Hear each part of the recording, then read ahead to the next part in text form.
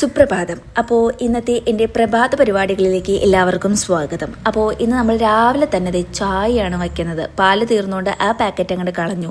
പിന്നെ ഞാൻ കുറച്ച് കട്ടൻ കാപ്പി വെക്കാൻ വിചാരിച്ചു. നമുക്ക് മുന്നിൽ സൂര്യോദയം ഇറ്റ് നിൽക്കുന്നുണ്ട്. വാതിലിന് മുന്നിലാണ് സൂര്യൻ ഉദിച്ചിരിക്കുന്നത്.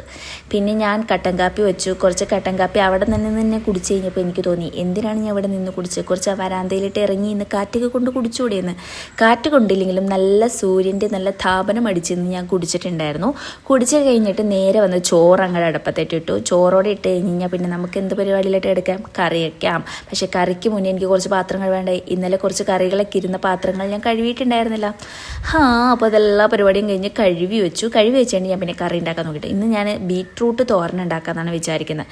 അപ്പോഴാണ് ഞാൻ ഇന്നലെ മല്ലിക്കെട്ട് വാങ്ങിയിട്ട് അത് എടുത്ത് വെച്ചില്ലാന്ന്. പിന്നെ ഞാൻ മല്ലിക്കെട്ടിൻ്റെ തണ്ടൊക്കെ കഴിഞ്ഞിട്ട് ഞാൻ കഴുകാതെയാണ് വെക്കുന്നത്. കാരണം കഴുകിയിട്ട് ഇത് ഉണങ്ങണ സമയം, വെള്ളം ഉണക്കണ സമയം ഉണ്ടല്ലോ, ആ ഉണക്കണ സമയം കൊണ്ട് മല്ലി വാടിപ്പോവും. അതുകൊണ്ട് ഞാൻ കഴുകി ഉണക്കാറില്ല, എടുക്കുമ്പോൾ കഴുകി എടുക്കാറുള്ളൂ. പിന്നെ രണ്ട് ബീട്രൂട്ട് എടുത്തിട്ട് അരിയും കേട്ടോ. അരിയാൻ പെട്ട പാട് എനിക്ക് മാത്രമേ ഉള്ളൂ ഗൈസ്. ഞാൻ ചോപ്പർ കുട്ടനിലിട്ടാണ് അരിയുന്നത്.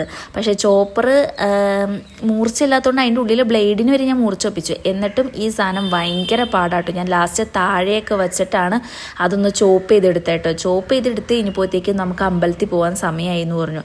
പിന്നെ ഞാൻ എല്ലാം ചടുകുടൂന്ന് പെട്ടെന്ന് ചോപ്പ് ചെയ്ത് എല്ലാം എടുത്തിട്ട് ഞാൻ മൂടി വെച്ച് കഴിഞ്ഞിട്ട് അവിടേക്ക് ഒന്ന് ക്ലീൻ ചെയ്തിട്ടിട്ട് പോകുന്നു. അമ്പലത്തിലിട്ട് പോകുമ്പോൾ വീട് മെനകേടായിട്ടിരുന്ന കൊള്ളൂലല്ലോ. സോ അവിടേക്ക് അങ്ങോട്ട് തുടച്ചിട്ടു വന്നു കഴിഞ്ഞിട്ട് വേണം നമുക്ക് പാലച്ചീര ഉണ്ടാക്കാമെന്ന് വിചാരിച്ചിട്ടാ.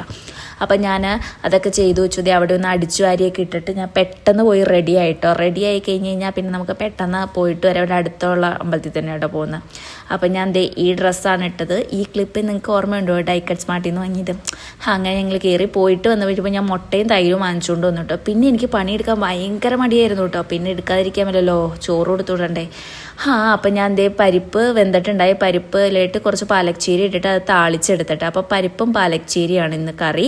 പിന്നെ ഞാൻ ബീട്രൂട്ട് തോരൻ ഒരു സൈഡിൽ ഉണ്ടാക്കാൻ വേണ്ടി പാത്രം വെച്ചിട്ടുണ്ട് കേട്ടോ.